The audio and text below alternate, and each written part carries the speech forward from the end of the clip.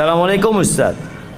Saya seorang penanggung jawab di toko dan dari manajemen menyuruh wajib memasang aksesoris pernak-pernik Natal di toko yang saya pimpin. Apa sikap yang harus saya lakukan? Jazakallahu khairan. Haibati fillah. Kita ini hidup di negeri yang beragam agamanya. Dan alhamdulillah keberagaman itu bukan hal yang baru di dalam Islam. Di kota Madinah pun Masya Allah, Rasulullah SAW bertetanggaan bukan dengan orang Nasrani, tapi dengan orang Yahudi yang terkenal permusuhannya dan kedengkiannya kepada umat Islam, tapi saling menghargai. Namun kalau urusannya ibadah, ini urusannya dengan ibadah mereka, maka kita hendaklah tidak ikut-ikutan dalam peribadatan mereka, karena ini urusan dengan akidah, keyakinan. Natal itu merayakan hari kelahiran anak Tuhan, sedangkan kita mengatakan qul huwallahu ahad Allahu samad lam yalid wa lam yulad wa lam yakul lahu kufuwan ahad. Maka para ulama berbincang tentang hal bolehkah kita ikut serta merayakan. Merayakan itu macam-macam. Salah satunya dengan tadi membuat sebuah, ya kalau bicara pasang aksesoris yang mengingatkan kalau ini memang adalah menyambut hari Natal mereka. Yang Nasoro silahkan yang Nasoro mengadakan, membuat hal itu. Tapi yang Muslim la jam. Karena kita diajarin sama Allah, lakum dinukum waliyadin. Dulu jemaah, orang-orang musyrikin itu kebingungan bagaimana menghadang derasnya arus orang masuk Islam. Kebingungan mereka. Dan orang-orang yang masuk Islam itu nggak bisa keluar dari Islam. Yang benar Islam. Di masa Nabi Muhammad SAW, Abu Sufyan ditanya, adakah orang Islam? Yang tanya siapa? Raja Romawi, Herakles. Adakah orang yang masuk Islam kemudian keluar karena benci sama agamanya? Benci sama agamanya? Nggak ada. Nggak ada. Bilal disiksa seperti itu, nggak keluar dari Islam. Sumayyah dibantai, disiksa sampai mati, nggak keluar dari Islam. Khabbab bin Ard dibakar jemaah, dibakar di atas api sampai kering punggungnya itu, mati itu arangnya, dan dia nggak keluar dari Islam. Bingung orang-orang musyrikin. Kata Herakles mengatakan, kadzalikal iman idza khalatat basyashatuhul qulub. Iman tuh kalau sudah bercampur dengan relung-relungnya hati, nggak bakal keluar. Kalau yang murtad itu memang belum masuk ke dalam iman. Orang-orang musyrikin kebingungan menghadapi kaum muslimin. Akhirnya dia datang kepada Nabi Muhammad SAW menawarkan, gimana kita daripada ribut-ribut, sudahlah kami sembah Tuhanmu setahun, tahun depan kamu sembah Tuhan kamu. Mereka itu nggak cinta sama Tuhan mereka. Mereka siap untuk tukar-tukaran Tuhan. Iya. Allah, kalau orang beriman, kata Allah, walladzina amanu asyaddu hubban lillah. Orang beriman lebih cinta kepada Allah daripada kecintaan orang-orang musyrikin kepada Tuhan-Tuhan mereka.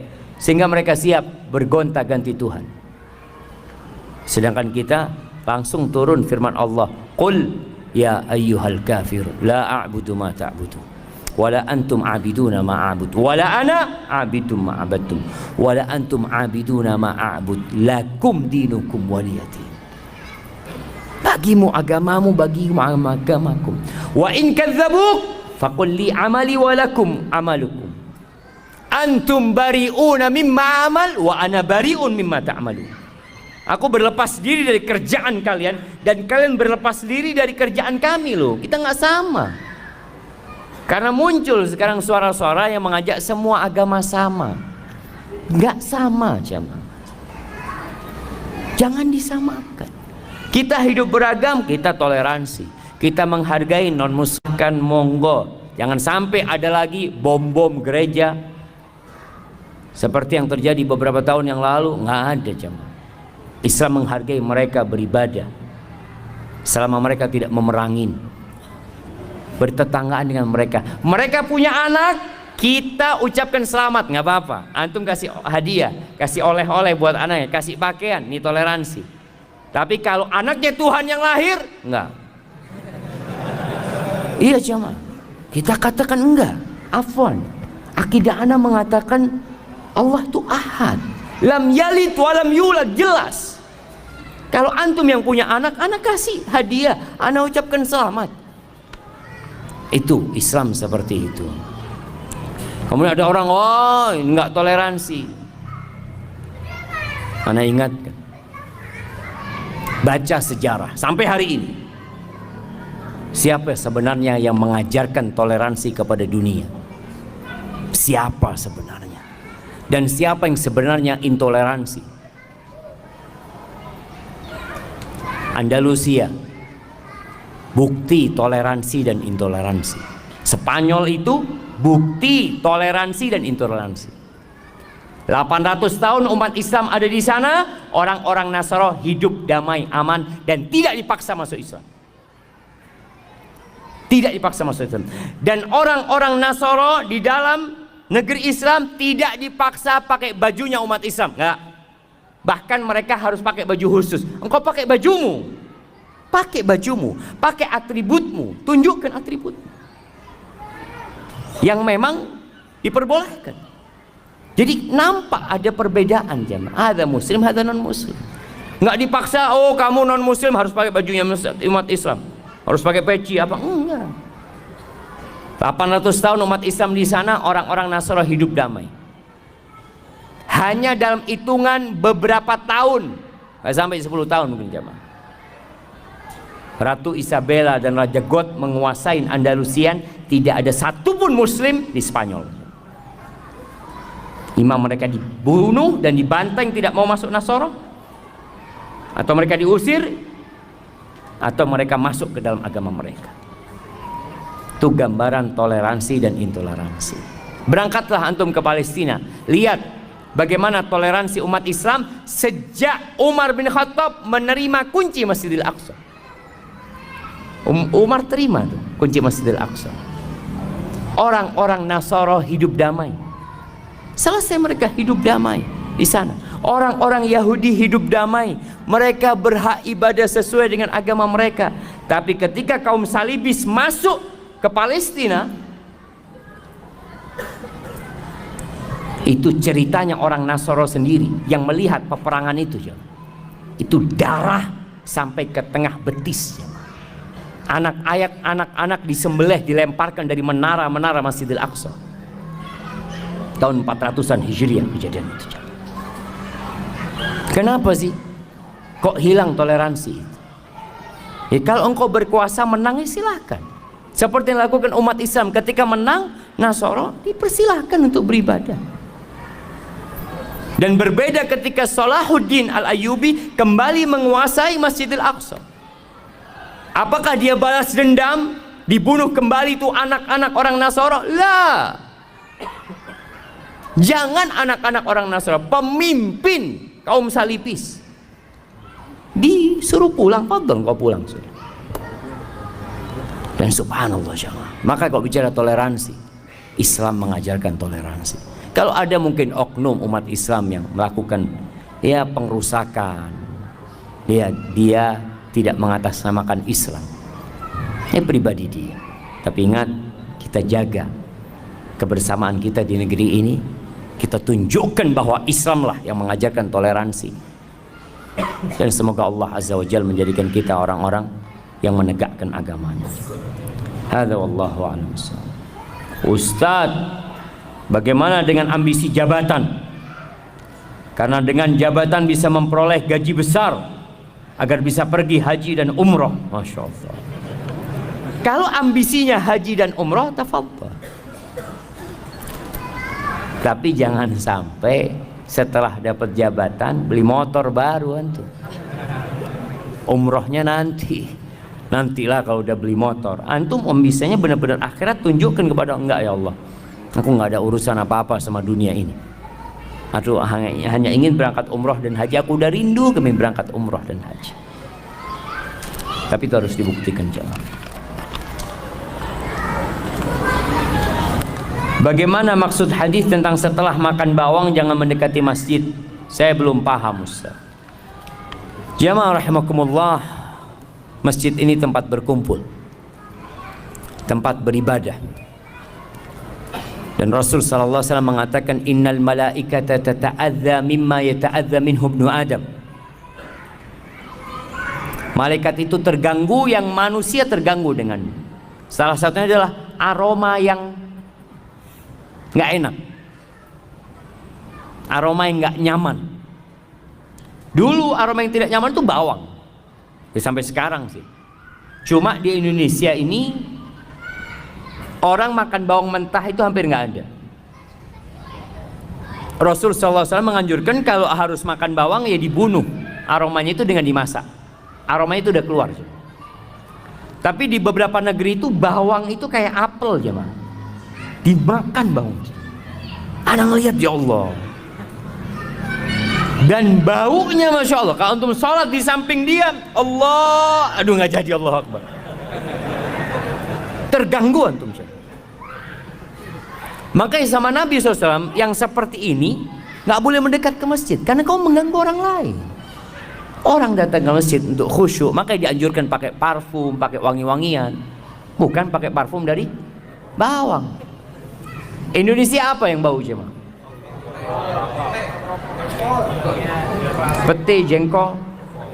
Tapi mungkin ada kondisi tertentu yang kalau berkeringat itu memang jadi bau. Maka yang sama dikiaskan dengan bawang tersebut. Artinya kalau antum makan bawang kemudian menimbulkan aroma, itu yang jangan mengganggu. Kalau antum mau ke masjid pakai parfum lah. Kalau bisa pakai parfum yang modelnya taruh di dinding, jamaah, tiap 5 detik nyemprot gitu ya, serot gitu ya. Karena kan takut aromanya antum ganggu sama yang lain. Artinya intinya antum nggak boleh ganggu umat Islam ketika beribadah. Dan bolehkah pindah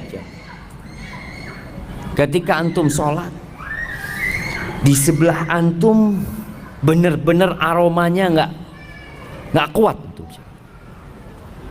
boleh nggak antum pindah?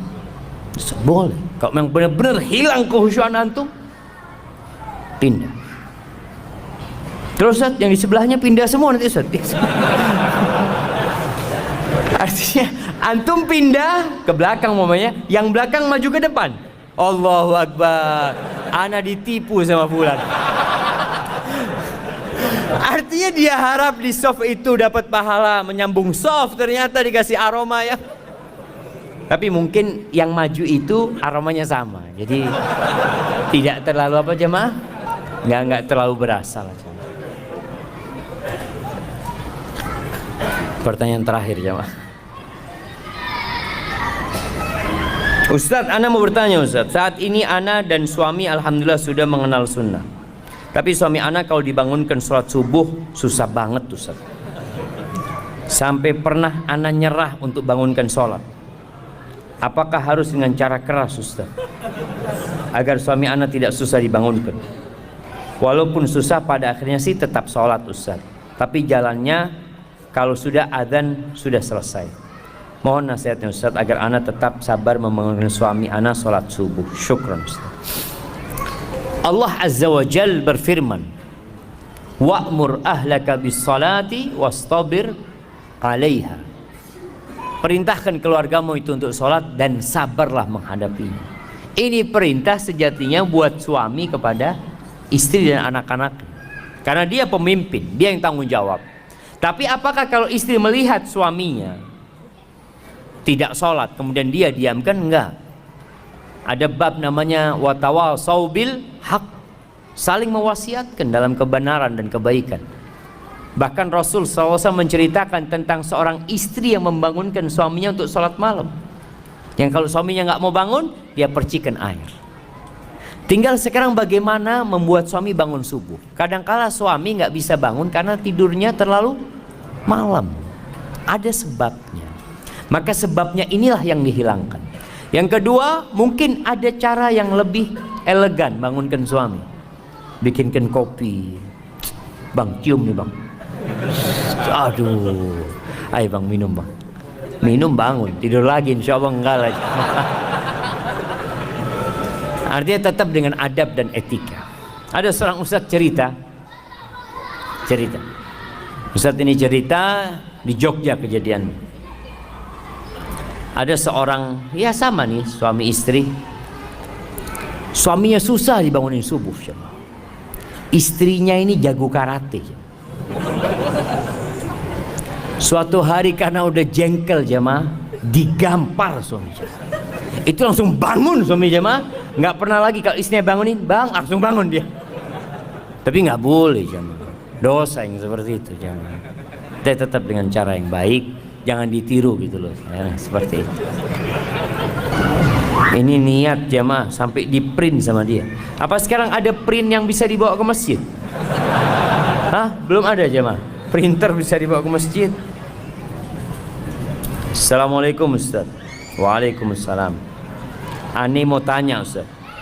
Di satu sisi kita nggak boleh pede dengan amal dan dosa kita.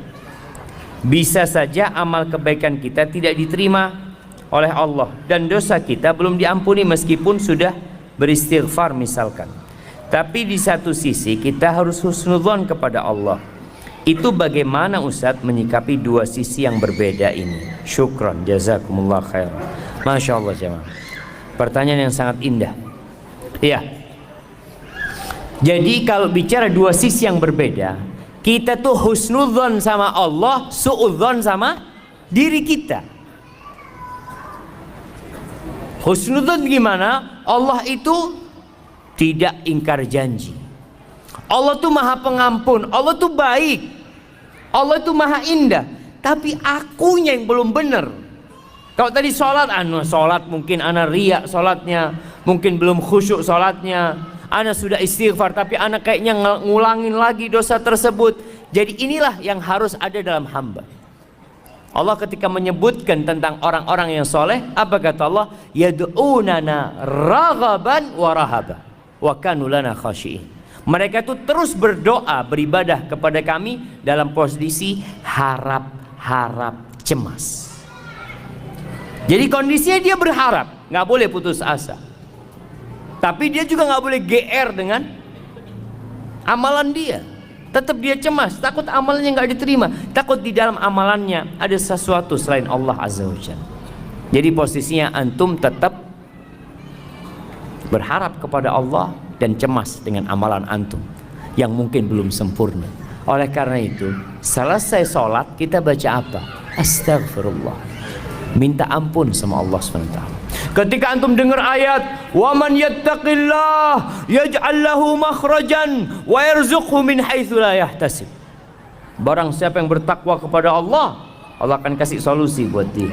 Dan Allah akan kasih rizki dari arah yang tidak disangka-sangka. Lalu dia mengatakan, Ustadz, ana ini sudah hijrah, sudah sholat di masjid, sholat malam, kok rizki masih sempit? Oh, ini suudzon sama Allah. Seakan-akan kok janjinya Allah nggak datang.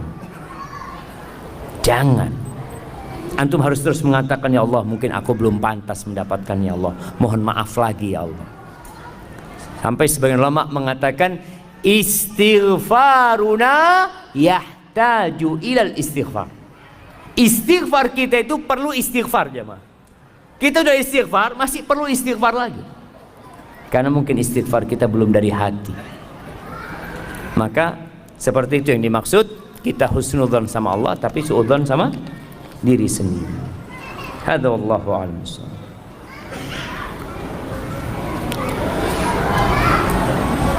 Ustadz mohon nasihatnya. Bagaimana sikap kita dengan sudah bolehnya jam pulang kantor?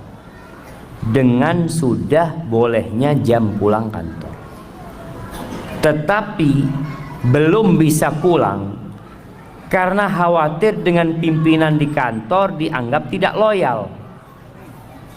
Bahkan di kemudian hari disindir-sindir jika pulang lebih awal sesuai jam kantor. Syukran Ustaz, jazakumullahu khairan. Dan nasihat untuk pemimpin tersebut Ustaz. Barangkali beliau hadir juga.